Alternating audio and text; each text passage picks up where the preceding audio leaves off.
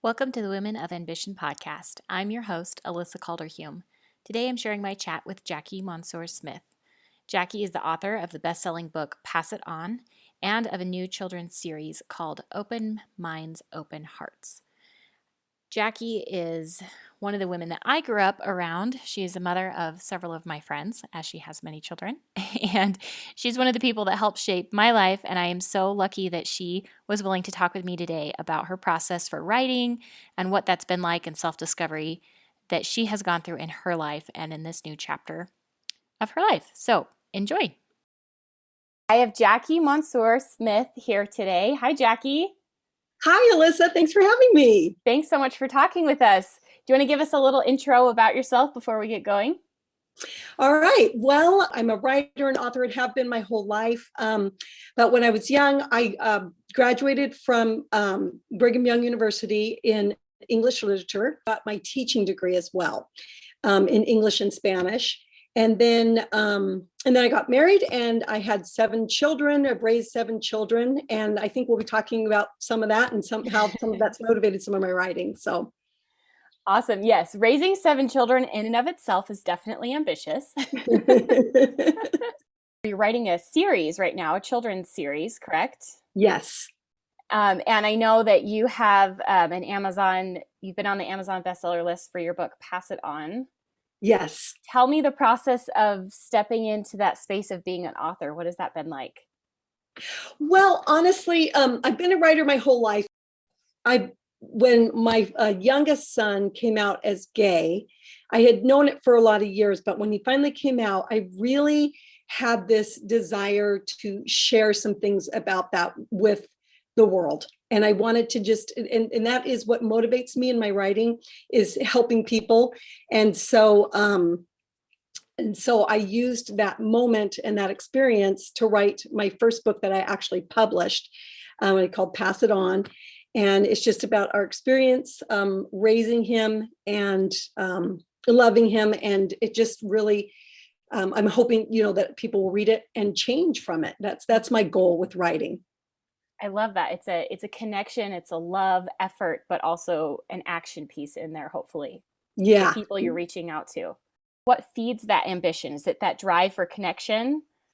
Well, so for me, that's really changed. So I'm going to say this. I'm a times and season person. Mm-hmm. So when, different things matter to you at different times in your life. And when I was young, I would say that most people ages maybe between 15 and 25, maybe even 30 now that, generations are changing, we discover who we are. And we all, and I've said this to everybody, I don't care who you are or how great your family is, we all have to overcome our upbringing. Mm-hmm. And we all do it between the ages of 15 and 30ish. And we go through these, ideas of who am I and what choices am I going to make and who am I really going to be now that I'm separating from, that family that I've had and becoming my own person. And I would say that I used my writing a lot at that time to change who I was and to overcome things from my childhood and from my upbringing. And then as I grew and I developed and internalized some of those things and chose who I wanted to be, then I was able to turn my writing into outward things where I could help other people and get it out there more. I love that. There's, I think it's Julie Hanks who says that becoming an adult is disappointing your parents. Whether you just disagree with them politically or you go a different way religiously or life values or whatever it is, like that's when you know you have grown up and made your own choices in life. And yes, I can see as a parent how that could be really hard, but also like, oh, I've raised a strong child who can think independently. Absolutely. What a wonderful thing.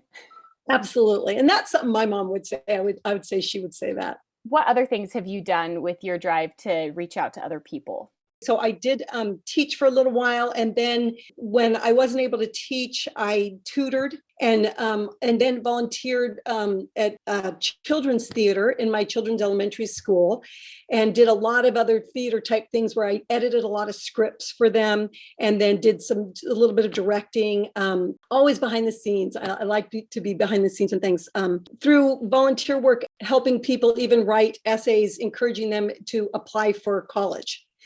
helping them to write their essays and stuff and such. I like to put ideas in people's minds to help be a catalyst for their own growth and their own thinking. Have there been times when you've lost your passion for helping other people like that? So I think that when I was kind of describing to you that period of time where you're kind of discovering who you are, I think that there's all these emotions that drive you. Like, let's say when you're young, maybe anger or disappointment or even just exuberance, these different things that drive you when you're young. Once you overcome them, you kind of lose that direction a little bit, but you regain it by, making other choices and choosing other passions. And so I have to say my writing changed a lot.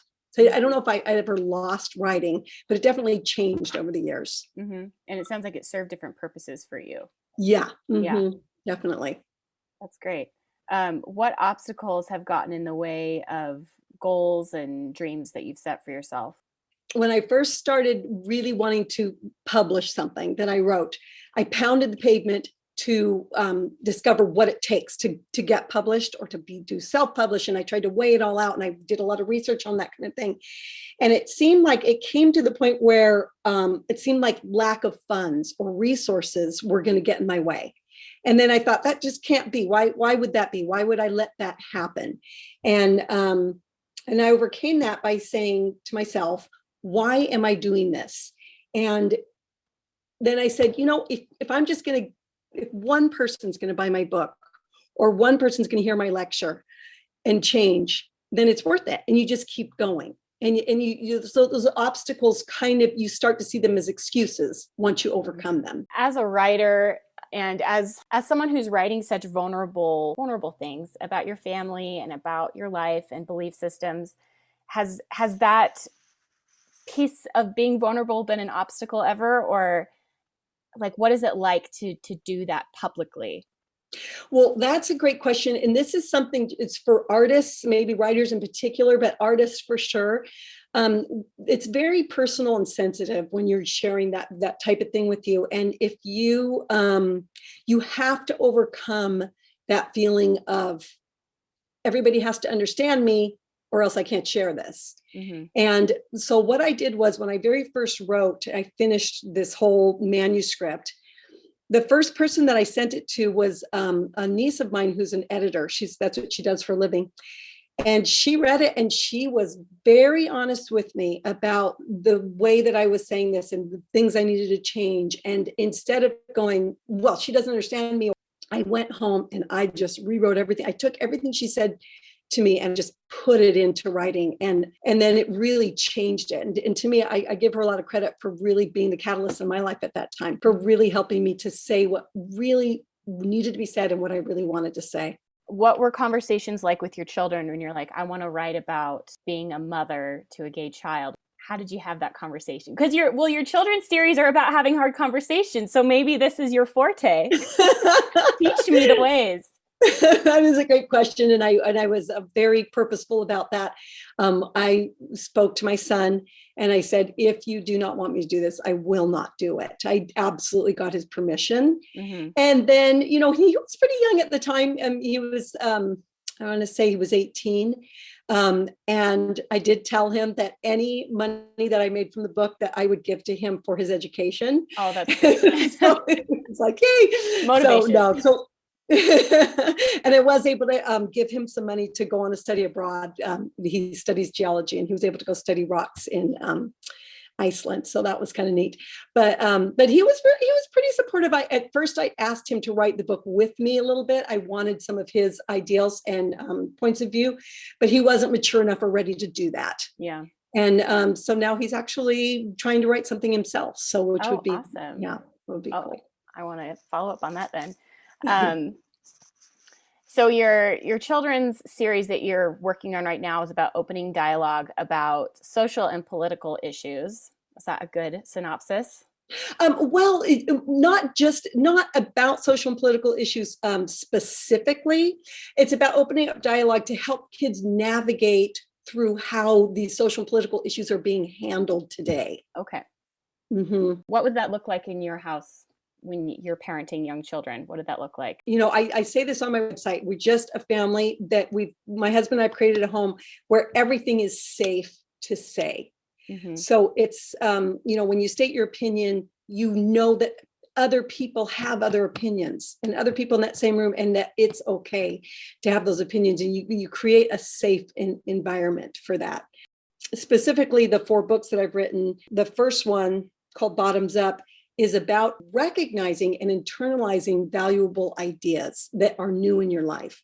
Mm-hmm. Instead of, rejecting them, which we tend to do. That book I wrote with my sister. The second book is called Friends in Hot Water. And that one is about 2 friends who undergo the exact same journey, but experience the outcome is different for them.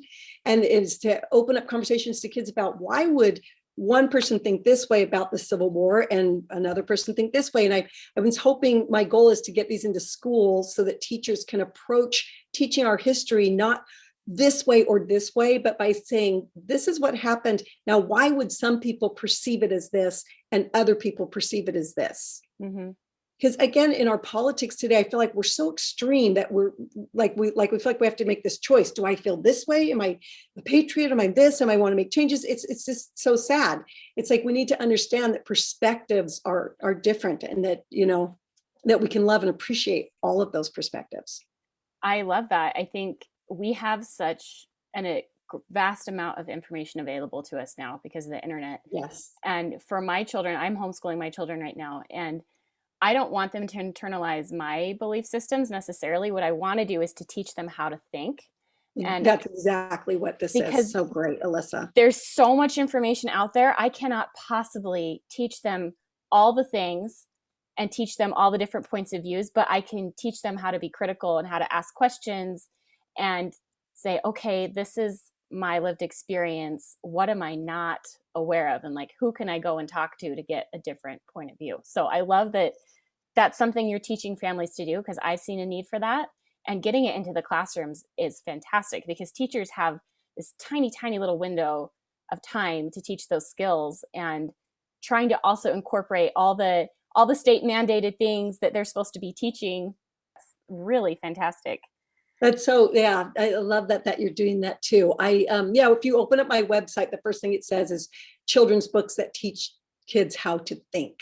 Mm-hmm. So just like what you're saying. And it's hard to kind of come around to trying to communicate what the books are for. And it's basically social and emotional development, which is done in the schools and can be, and every subject can be approached with that in mind.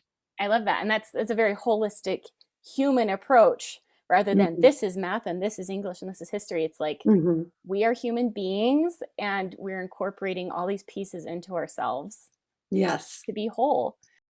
Have you had other people, maybe who are further on the outside, judge you for what you're trying to put out in the world, or try and change it to fit for their perspective? And how do you handle that?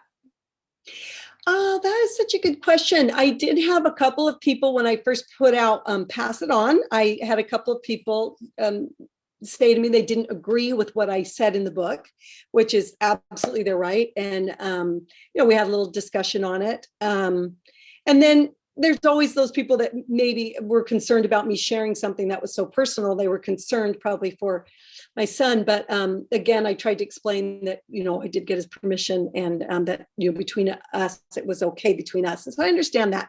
So I'm sure people will always judge what you're doing. But that fear, you have to get rid of that fear to move on, because you're never going to be in a situation where everybody thinks what you're doing is 100% right. And you just have to move on and know that what you're trying to do is good for other people, and you're trying to do your best. And what do those supportive people look like in your life? Well, honestly, I would say this. First of all, I could not move on without saying that my husband has sacrificed a lot for this family, and his what he has given to me is just invaluable, very hard to put into words.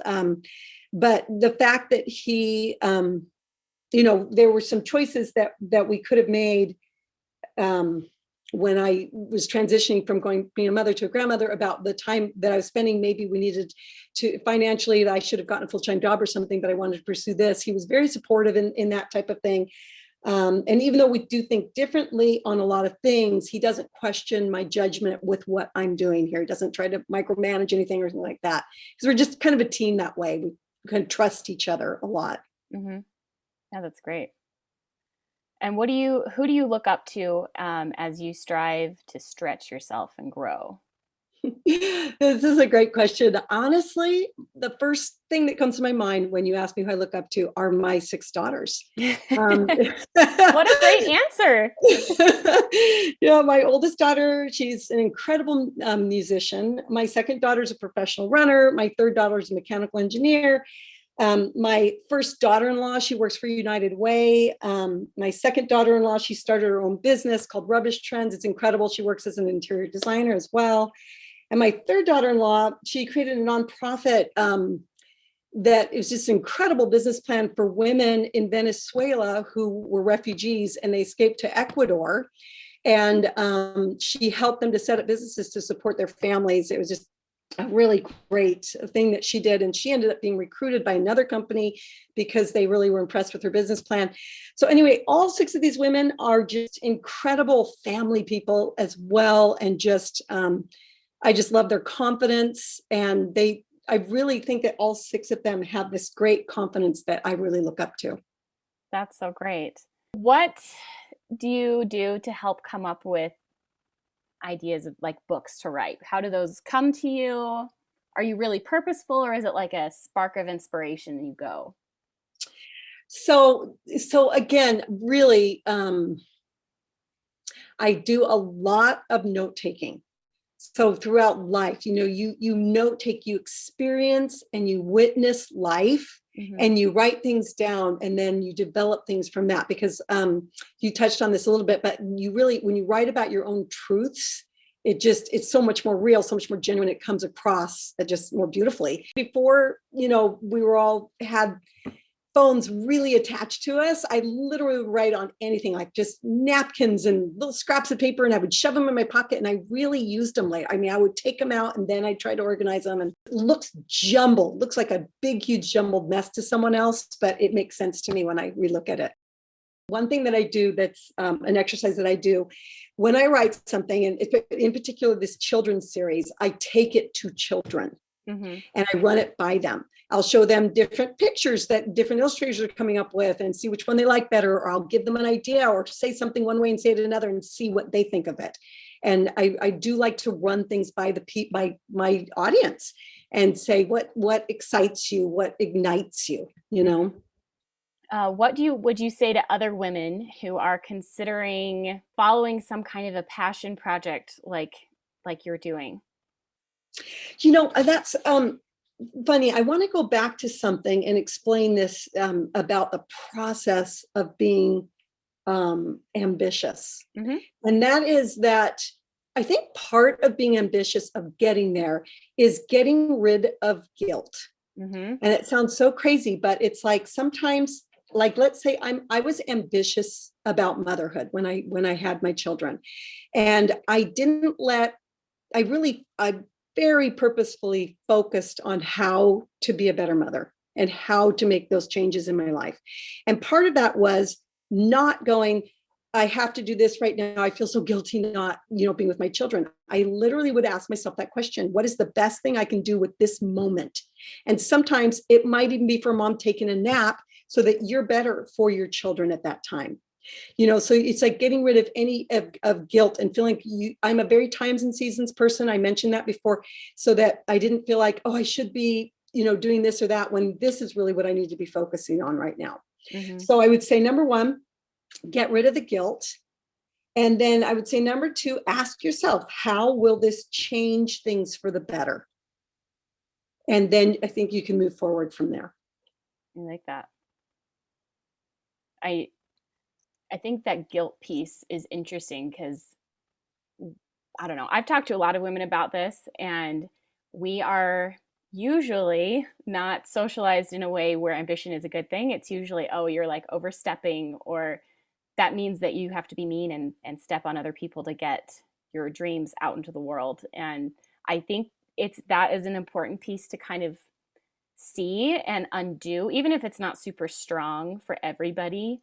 recognizing that, and then that can kind of pull apart some of that guilt, because it's like, actually, no, this is correct for me. Why would I feel guilty about that?